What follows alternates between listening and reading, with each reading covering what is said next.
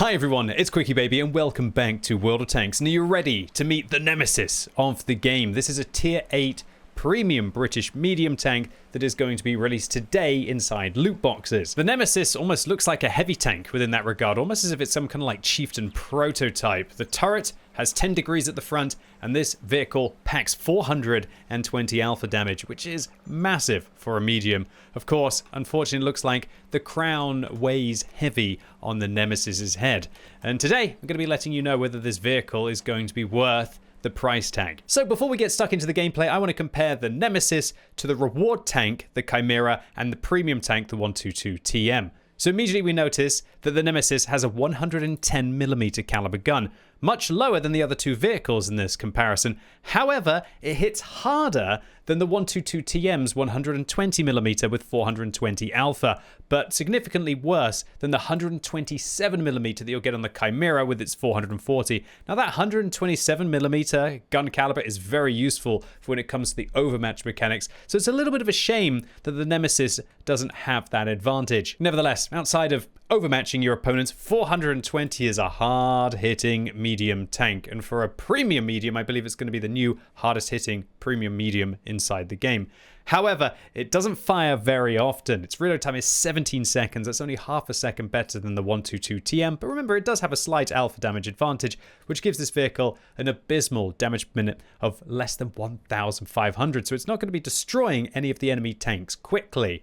However, as many of you will know, bad DPM, as long as you've got good alpha damage, is not too bad. And so the Nemesis is more about making your opponents pay with big alpha than it is making them pay often. But still better than the 122TM, which is a tank that performs absolutely great inside the game.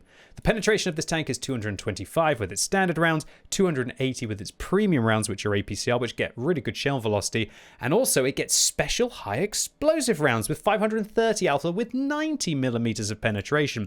This makes the Chimera look awful with regards to its premium and HE rounds, and it massively outperforms the HE rounds on the 122TM. However, the heat rounds on the 122TM with 299, you could argue those are better than having the 280 APCR because of the extra flexibility with a heat round. Luckily, the Nemesis carries enough ammunition to pretty much destroy the entirety of the enemy team, so unlike the 122TM, you won't be running low on ammunition of any type irrelevant of the matchup you were in towards the end of the battle. So what about the gun handling of this tank? 2.5 seconds aim time, same as the Chimera, worse than the 122TM.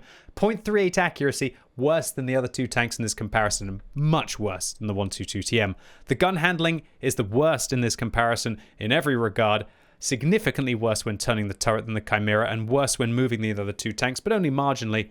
Interestingly, this tank has 10 degrees of gun depression, but I stress to add that this is only over the front of the tank. The vehicle only gets 10 degrees right in the center at the front, and as soon as you turn it towards the side here, the gun depression goes down to 7 degrees over the tracks, I guess because it's trying to avoid the spaced protection that you have over the tracks there. Over the side, it goes down to like 6 degrees, and over the back of the tank, you actually have negative gun depression. So that means that if you get behind the Nemesis, you will be able to dominate it because it's not going to be able to depress its gun at all. So what about the mobility of this medium tank? Well, 40 forwards is very limited. It's more like a heavy tank within that regard.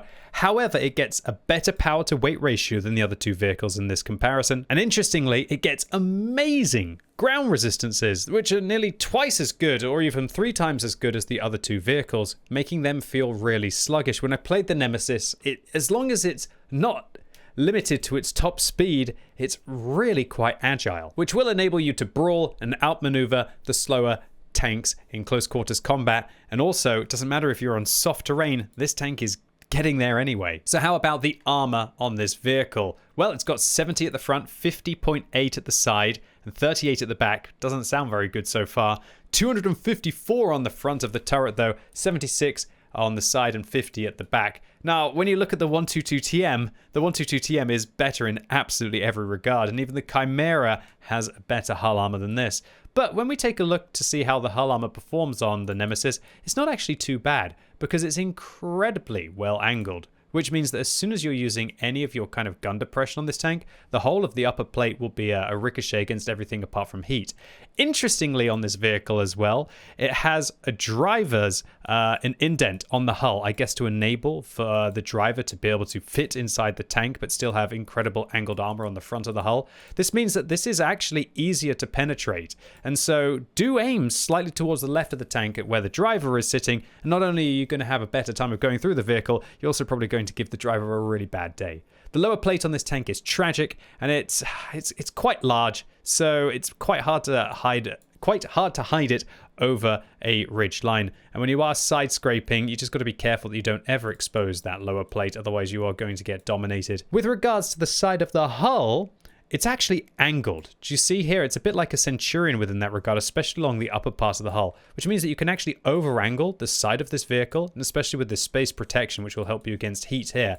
And you can get away with side scraping in this tank. It's actually a formidable side scraper because of this angling, and you can bait your opponents into shooting your tracks, and quite often they will fail to pen. But just be careful, because you do have to get the angle perfect like this. If you don't, then they'll go through your lower plate, and if you turn it even a little bit more, then they'll go right through your tracks there. So pixel perfect, get that gun over the driver's hatch and hopefully bait your opponents into making mistakes. If a Nemesis does do this to you, you actually have a tiny opportunity to overmatch here, but yeah, good luck hitting that consistently. So let's talk about this thing's turret. So when it's not using any of its gun depression, it's pretty good. Equal tier tanks are going to struggle to go through, and it's only really the higher tier tanks firing gold that are going to be able to go through it every single time. However, it's the weak point on top that's massive on this tank, and it's very weak indeed. In fact, HE rounds will be able to go through some parts of this armor towards the upper part as well. They have to be high caliber HE rounds though, not the low caliber HE rounds. So what this means in the Nemesis is you really want to use as much of your gun depression as you possibly can, because then the upper turret becomes amazing. Even against gold rounds from tier 10 tanks, it will hold its own, and also the weak point is a much harder target to hit. But now the whole of the area underneath your gun becomes a weak point. Look, there's no doubt this is good armor for a medium tank. But trust me, as I'll show you in the gameplay, it undoubtedly has its issues. Hit points wise, I feel like this tank is a little lacking for something that has a name like a Nemesis and has some pretty good hull armor. 1,300 hit points really doesn't give this tank the durability that it needs. And also, the camo rating on this tank truly sucks. It's 8 when it's moving, and just below 11 when it's sitting still. That is not good camo rating, so that kind of makes this feel more like a heavy tank, but not entirely. It's definitely still got more medium-esque camo, but it's blurring the lines between medium and heavy within that regard. Luckily, this vehicle has 380 meters view range, which means that it can just about get away with not using coated optics, unlike the 122TM and its horrible 370 meters view range. So let's talk about the crew on the Nemesis, and it has a very standard loadout that you will know from your Centurion. The commander is just the commander. They've got a gunner, a driver, and a loader/radio operator. This means that the commander, it's not really that high pressure of a position on this tank. I would focus on getting brothers-in-arms, recon, and repairs on this tank, and then take something like concealment and eagle eye. I would definitely get repairs over concealment on this vehicle, as you're most likely going to be working ridges and brawling in this tank, at least in my opinion. For the gunner, brothers-in-arms, repairs, snapshot to be able to improve that horrible gun handling. Then things like designated target concealment and deadeye will be useful on this tank. For your driver, it's actually a real low pressure, because you don't really need off-road driving on this tank because its ground resistance is already so amazing. So I'd focus on getting brothers-in-arms, repairs, probably smooth ride, clutch braking, preventative maintenance, and I don't think you're going to be ramming too many tanks in a tank that isn't exactly the heaviest at 40 tons, so probably skip controlled impact and go for firefighting.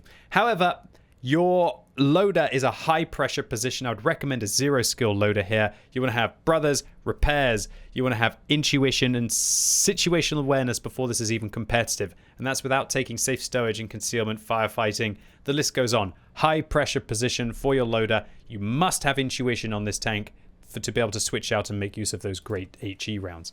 Now let's talk about the equipment choices on this tank. Now, This tank is a bit of an enigma. There's so many different pieces of equipment that provide so much value on this tank. I'd love vents. That means that you can actually get a half decent amount of view range without using coated optics. If you wanted to focus on spotting, coated optics / a vision system would be useful. The gun rammer can improve a terrible rate of fire, and this thing, it is a brawler, so it needs that rate of fire. It's not like the 122 TM where it sits very happily at long ranges and just wants to be consistent. The vert stabs will improve its horrible gun handling. The turbo will increase that limited top speed of 40 kilometers an hour. There's about 5 or 6 different pieces of equipment that I want to use. However, because of that amazing angled side armor and the fact that the vehicle likes to brawl and fight in close quarters, you could even go for a durability device on this vehicle. So I'm going to have 2 builds on this tank that I like to use at the moment. One is vents, durability, and a gun rammer. And the second build that I'm going to be using on this vehicle will be turbo, vents, and a gun rammer for trying to make push plays into high pressure situations. Considering this vehicle's damage per minute is so awful and its rate of fire is so bad, you might want to consider dropping one of those to use vert stabs, maybe even the gun rammer in this regard, and just play this kind of like pseudo push roll, get on a ridge line, get some vision up, and just try and take opportunity fire with that 420 alpha. Just play the tank to your play style and see what works for you. Field mods wise on this tank, again, it's a bit of a tricky one. Firstly, I'm definitely going to be taking the module durability increase in case I get ammo racked or my gun gets damaged when they're trying to aim at my weak point. Next, I'm going to be improving the accuracy. Then this one's a little bit more tricky. I personally want to take the suspension repair speed and the reverse speed because I don't really believe in this tank's camera rating. But keep in mind, if you do this, your camera rating is going to be really bad in this tank, and you will be getting spotted even in bushes by light tanks, let alone by the medium tanks. So if you want to play a bit more of a sneaky role, maybe go the other way and improve your camera rating instead. Then you could whack an exhaust on here with a vision system and vents. But I would question why you're trying to play the Nemesis like a scout tank when it can do some real nice work on ridge lines or against heavies. And so that will mean that the decision that you make on the slot bonus, if you want to go for durability, use survivability. If you want to go for the coated optics or the vision system, go for scouting. It's going to be up to you. Personally, for me, this is a tank that wins battles by changing class from being a medium to a heavy, and that's how I'm going to want to play it. Anyway, you know, that's quite enough jibber jabber. Let's get stuck into some gameplay. So here we go. Round 1, we're playing in the Nemesis on a lovely tier 8 and tier 7 matchup. For this map, I'm going to be using the durability device, but in retrospect, I think I probably should have taken a turbo to make sure I could get into the dip safely. Because going there at 40 kilometers an hour is way more risky than going there at 45 like you could with the turbo on this tank. Man, this tank, it just looks like such a weird vehicle. It's like it does feel more like a heavy, but it definitely also looks like a medium within that regard as well. So luckily we managed to bounce the Borask as we managed to make our way in. We've got to keep our turret facing towards our opponents because this side turret, it's not good. Really, the only way that you have armor in this tank is if you're hiding that lower plate and using your gun depression from the front. So that's exactly what we're going to try and do. All right, we're going to make our way up, and whoa, there's a Kalana. All right, we managed to actually go right through their side track there, locking them in place and also doing a meaty 461 damage. That is truly redonkulous. We're going to try and shoot up into this vehicle here, but I don't want to expose too much of my lower plate, so I'm going to side scrape. And there you go. We baited the Kalana's shot. Now we can go and hunt them down. We're going to go for an APCR round here just to make sure there's no tomfoolery. And we are rolling good. 442 damage out of 420. And look at that reverse speed field mod coming into play there. We're able to get back way faster than a heavy tank could there. And now we've just can recover ourselves and go after this Borask. Now we're loading an HE shell. Remember what I said about the HE shells being 90 millimeters of pen in this tank. So we're easily going to be able to go through the front of the turret. And funnily enough, we actually low roll that one. That one should be hitting for 530, but instead it low rolls for 464, which was nearly as low as one of our AP rolls when that high rolled earlier on. We're going to go for another HE shell there, right into the side, and 507, again a low roll. These HE shells are vicious. They really are. It's not quite Hesh, but it's not bad. It's not bad for a 110 millimeter caliber gun. And we can see this Borask almost just stopped there in disbelief right now that they're just getting absolutely power farmed.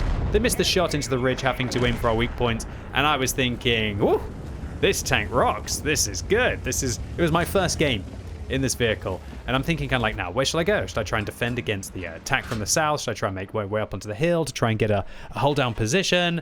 And then this is where we see, from now on, we'll just imagine, like, just stop the tank review, right? Tank looks perfect. Everybody's bought one. They're sold. It's pay to win. Yeah, it's an incredible vehicle, right? And this game has gone really well for this tank so far. But now you're going to start to see the things aren't perfect for the Nemesis. They're not ideal. There are a few issues that the vehicle has. So in this situation, I decided to reverse up, worried that I was going to get caught in the front of the hull. And we look for a shot on the TVP, and I'm just floundering around now. I get caught twice by him. Our gun handling doesn't allow us to return the shell against the TVP. And yeah, awkward to lose those 500 hit points and not be able to return fire against the TVP. Nice ambush there. And now I'm in this kind of like awkward crossfire. I've got tanks towards my south. I've probably got tanks towards the north. I've got a Progetto up towards the northeast and a possible Tiger here, unspotted tank destroyers, and a TVP that's towards the side. We're gunning for a shot here on the Lorraine, and I'm fairly sure we managed to go into the Lorraine there. And yeah, you really don't want to get hit by this thing. If there's one thing I've noticed in the 10 or so games that I've played in this tank to be able to get the review for you today, it's that this thing, it doesn't feel like you're doing a lot of damage, but when you're hitting for 420, you don't have to hit many shots in a tier 8 medium to end up having a good game. What kind of damage are you trying to achieve in your tier 8 mediums? Are you trying to get 2,000? Are you trying to get 3,000? If you're trying to get 2,000, you only have to hit 5 shots in this tank. Even less, like 4 and a bit shots with that 420 alpha damage. If you're trying to get 3,000 damage, whoa, you're definitely doing great if you're hitting 7 or 8 shots in this tank. And that is not too many shots to hit. Although, as we're going to see here, a bit of a awful aim by me, and not the best shell velocity there with only 1,000 meters a second, mean that while my commander says, great shot, I think all we did was just damage that Progetto's gun. I definitely should have given a little bit more lead while they were swinging back. And that bloom, it's definitely off-putting. And I'm starting to really wish I was using first tabs right now. But if I wasn't using the durability device, maybe I wouldn't have been able to get my tracks back on as quickly, or maybe they would have come off in one of the first shots that hit our vehicle. If we weren't using the gun rammer, we wouldn't have it to go all in against the Borask. If we weren't using vents, then we wouldn't have the accuracy, we wouldn't have the aim time, and that little bit of DPM that goes with it, as well as also maybe not having the view range to be able to spot this Progetto in that scenario to light up the 1375. So I'm thinking about pushing this Leo around the corner and going after the TVP right now, but I'm also worried about the 87 catching us in the side. And now we've got the FSV Scheme A that's in that position. I'm seeing this Progetto up here. There's a Govika in the center of the map, but it looks like I'm tunnel visioning to be able to get that Progetto. And while I do that, now the TVP manages to come around the corner, out for blood, trying to take down the Nemesis. Now remember, I've got a horrible weak point on top of the vehicle. I'm just trying to side scrape here to try and get rid of them. And we managed to bounce the shell, but the TVP is also a fast tank. And I'm thinking, like, if I fire now, he's going to fire at me twice. And even though his whole tank was green, it must have been the inner plate that was green and not the outer plate. So misplay by me. I ricocheted off one of the only ricochet angles that vehicle has. And now suddenly things getting really awkward for this tank. Am I going to just try and swing around and go after this TVP, or am I going to hold my position? Luckily we ammo rack them, and what? The Govika finishes us off. Luckily, we can actually take a look at where that shell managed to hit us. Looks like the Govika was spotted down towards the corner, and we can see right into the... Oh, come on, man. That's not cool. Looks like it maybe even overmatched the top of the turret there, just into the top corner, over that tiny little bump. Nice shot by the enemy team. What this shows that this vehicle, when it was getting shot by the Tiger, it really doesn't do that well when it's getting caught from multiple angles. It's not like a heavy tank, which might be able to pull off some ricochets. It truly feels like a medium tank unless you've got your armor directly facing your opponents. Nevertheless, including that blind fire that did indeed hit the Lorraine, this was enough to give us a high caliber for our 3,800 damage that we dealt, in addition to the 970 blocking and 1,300 assistance. This was 5k combined, which was enough for an ace tanker and a decent amount of profit with or without a premium account. A decent first game for the tank. So next up, we're going to be rolling out on mines in an all tier 8 matchup. And I really, once again, should have probably taken the turbo build for this vehicle so I had a better opportunity to contest the hill. But, well, at least if we don't manage to make it up onto the hill, the durability will help us out a little bit more. Again, I didn't really have too many opportunities to side scrape in this vehicle, which is really annoying considering I was taking the durability device, but I know it can in the few kind of scenarios that I did manage to side scrape in this tank. So at least the ugly gun handling of this vehicle not showing its head there as we smash the side of that Renegade and claim the hill. And oh man, whenever I get a tank with 10 degrees of gun depression, only over the front or even not into a position like this, oh, I know it's usually farm time. When I've got 420 alpha damage, I don't even have to expose myself that much. It just feels like it's a large amount of reward for a much smaller amount of risk than if I was playing another tank. And it also means that we can hide and reset our camo rating. And I don't even think I'm spotted there against the IS-3. And even if I am, it doesn't matter if I'm pulling back behind the bush. I don't think I'm spotted in this scenario. It's a bit of a tricky one, right? I could be spotted the whole time or I could be not spotted at all. I guess we'll find out soon enough. And it doesn't look like I was spotted until I went forwards into the bush there and took a swing at the IS-3. And just like that, we got rid of one vehicle and pretty much crippled the Renegade as well. Now we're going to be going after the Tiger II. We can see that our shell, not quite enough penetration to be able to go through the Tiger II there. So we're going to load a gold round. That's going to give us what I wanted the extra pen just to go through his upper hull, but he exposed his side armor, so I could have gone through that with or without the gold round. So I go forwards, I spot the Scorpion, but again, this tank's relatively poor camo rating is showing itself there, and we do get lit up. Remember, I am taking a field mod that means, oh man, we're getting hit here. The Nomad does nearly 500 damage to us. The Scorpion does. The artillery hits us there. And it looks like the Nomad, he probably just shot straight up into the gun there, as you can see, underneath the mantlet there for that 500 damage. But now the Nomad unable to get that weak point on this vehicle, where you only need about 170 pen to go through. Now is only doing 67 damage. I'm just looking for this Nomad, wanting to have a little bit of revenge. We're going to switch out to an HE shell, try and find the Scorpion here.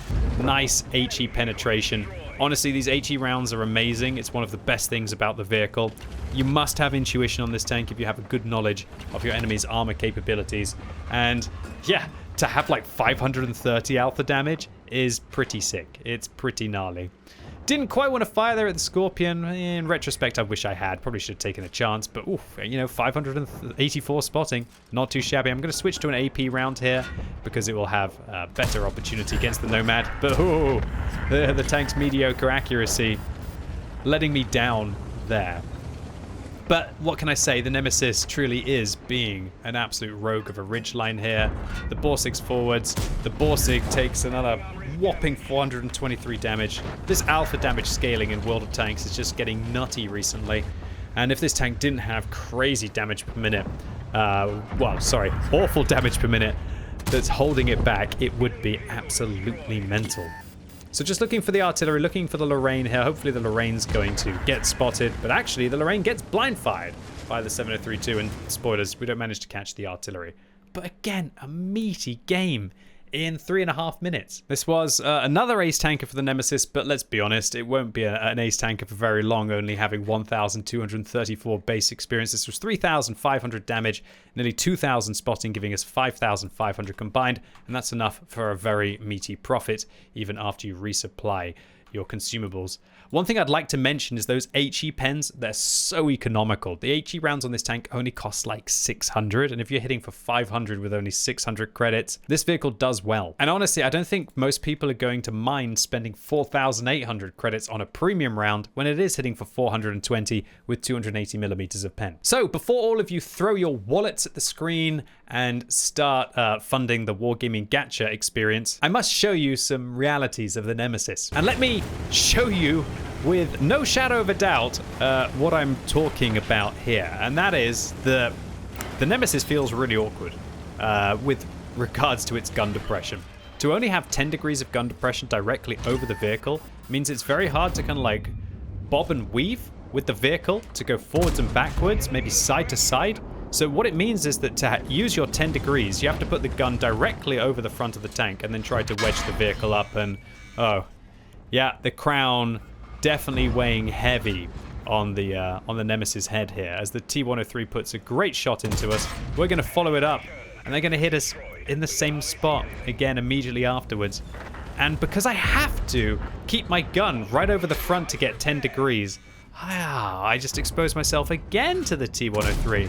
And while I am spamming gold here at the Jagdtiger 88 to be able to go through him, you see that I'm trying to like wedge my armor up a little bit more, even put my gun in the way to try and make it awkward for the T-103, try and over-angle my vehicle upwards. You see that they're even trying to go through my, maybe even try to fire up into the tank there. And while we do end up blocking 2,430 damage there in record time, I just really wanted to highlight to you how awkward this weak point feels. And look, you can't really angle your vehicle up any more than that, right? Yes, you can't angle your vehicle up any more than that, and still the Jagdtiger shell can go through the weak point. And so don't think that this vehicle is going to be like the new OP medium that just sits hull down in every scenario and can just sit completely still without your opponents exposing. No. What can you do to avoid this? Well, you could try and turn your gun slightly, but not too much, because if you turn your gun too much, you're actually going to make the side of it weak. But if you turn your gun slightly, a bit like with a chieftain turret, you might help to make that weak point a little bit more tricky. But again, you probably want to end up using vert stabs on this tank, so you don't have to sit still, so that weak point doesn't get caught out. But again, the tank is in a state where you kind of want to use about 5 different pieces of equipment to help out that low top speed, to help out that poor view range, to make use of the fantastic side scraping capacity, or to try and even just pump up the DPM for when you want to go all in those heavy tank fights. So as you could see there on Himmelsdorf, the crown weighs heavy on this tank's head. And even if when you're using your gun depression like I was, if the T-103 gets those clutch shots in, it is not good news for the Nemesis. But we still managed to block a lot while they were trying to aim for those weak points and missing, but unfortunately one looks like it ricocheted off my hull and up into the weak point as well. So this thing's armor, it's a little bit hit and miss, and especially if you choose a build without the vert stabs, you might be sitting still for too long unless you're shooting at really weakly armored tanks that you don't have to aim for weak points and make that weak point too static of a target. And so all in all, the Nemesis in World of Tanks, do I think this is the new best tier 8 premium medium tank? Probably not. However, do I think this is a very strong vehicle that is worth your attention? Yes. A lot like with the 122TM, I think the 122TM is one of the best premiums that anyone can get their hands on. It's just so darn consistent. This vehicle, unlike the 122TM, has a much larger weak point, although it's only got one weak point compared to those the two on the 122TM. But the accuracy on this vehicle does hold it back a little bit more than the 122TM.